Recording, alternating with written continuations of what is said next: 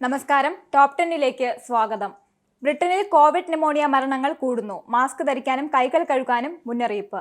ഇതുവരെ 500-ലേറെ പനിമരണങ്ങൾ കൂടി റിപ്പോർട്ട് ചെയ്തു. ഓഫീസ് ഫോർ നാഷണൽ സ്റ്റാറ്റിസ്റ്റിക്സ് നൽകുന്ന കണക്കുകൾ അനുസരിച്ച് ഡിസംബർ ആദ്യവാരം 11,511 മരണങ്ങളാണ് റിപ്പോർട്ട് ചെയ്തത്.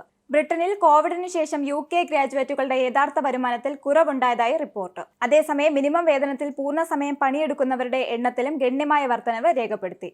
മിനിമം വേതനത്തിൽ പൂർണ്ണസമയ ജോലി ചെയ്യുന്ന തൊഴിലാളികളുടെ വരുമാനത്തിൽ 2001-നും 2023-നും ഇടയിൽ 60% വർധനവാണ് രേഖപ്പെടുത്തിയത്. വടക്ക് പടിഞ്ഞാറൻ ഇംഗ്ലണ്ടിലെ 2 ദിവസമായി പെയ്യുന്ന കനത്ത മഴ റോഡ് ഗതാഗതത്തെ കാര്യമായി ബാധിച്ചു. റോഡുകളിലെ വെള്ളക്കെട്ടിൽ കുടുങ്ങിപ്പോയ കാറുകളിൽ നിന്നും നിരവധി പേരെ രക്ഷപ്പെടുത്തി. ബോൾട്ടൺ, സ്റ്റോക്ക്പോർട്ട്, വിഗൺ തുടങ്ങി പല പ്രദേശങ്ങളിലും ഗുരുതരമായ സാഹചര്യമാണ് നിലനിൽക്കുന്നത്.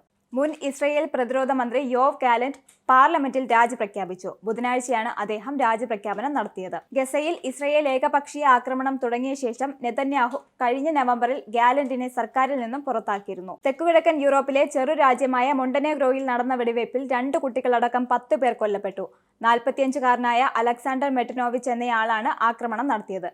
വെടിവയ്പ്പിന് പിന്നാലെ നടത്തിയ ആത്മഹത്യാ ശ്രമത്തെ തുടർന്ന് ഇയാളും മരിച്ചതായി പോലീസ് അറിയിച്ചു. സുരക്ഷിത മേഖലയെന്ന് പ്രഖ്യാപിച്ചയിടത്തും ബോംബിട്ട് ഇസ്രയേൽ. ആക്രമണത്തിൽ 10 പേർ കൊല്ലപ്പെട്ടു. തണുപ്പ് മഴയും ഭക്ഷ്യവസ്തുക്കളുടെ ക്ഷാമവും പ്രതിസന്ധി സൃഷ്ടിക്കുന്നതിനിടെയാണ് ഇസ്രയേലിന്റെ ആക്രമണം ഉണ്ടായത്. US-ലെ ന്യൂ ഓർലിയൻസ് നഗരത്തിൽ പുതുവർഷാഘോഷത്തിനിടെ ജനക്കൂട്ടത്തിലേക്ക് ട്രക്ക് ഓടിച്ചു കയറ്റിയ ആക്രമണത്തിൽ 10 പേർ കൊല്ലപ്പെട്ടു. ആക്രമണത്തിൽ 30 പേർക്ക് പരിക്കേറ്റു. ഓർലിയൻസിലെ ഫ്രഞ്ച് ക്വാർട്ടറിൽ തിരക്കേറിയ ബേർബൺ സ്ട്രീറ്റിൽ പുലർച്ചെ 3:15 സംഭവം. സ്വിറ്റ്സർലാൻഡിൽ പൊതു ഇടങ്ങളിൽ മുഖാവരണങ്ങൾക്ക് വിലക്ക് ഏർപ്പെടുത്തിയ നിയമം ജനുവരി 1 മുതൽ പ്രാബല്യത്തിൽ വന്നു. നിയമം ലംഘിക്കുന്നവർക്ക് $1143 പിഴ ഈടാക്കാനാണ് തീരുമാനം. മുഖാവരണങ്ങൾക്ക് വിലക്ക് ഏർപ്പെടുത്തുന്ന നിയമം ജനങ്ങളുടെ കൂടി നിർദ്ദേശങ്ങൾ പരിഗണിച്ചാണ് സർക്കാർ നടപ്പിലാക്കിയത്.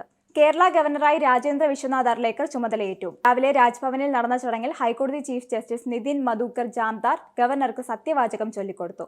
ചടങ്ങിൽ മുഖ്യമന്ത്രി ഉൾപ്പെടെ പ്രമുഖർ പങ്കെടുത്തു. ഇനി പൗണ്ട് റേറ്റ്.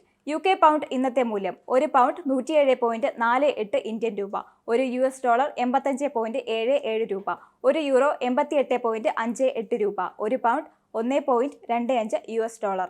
ടോപ്പ് 10 ന്യൂസ് അവസാനിക്കുന്നു. നമസ്കാരം. TV മൊബൈൽ ആപ്പ് ഡൗൺലോഡ് ചെയ്ത് സൗജന്യമായി ആസ്വദിക്കും.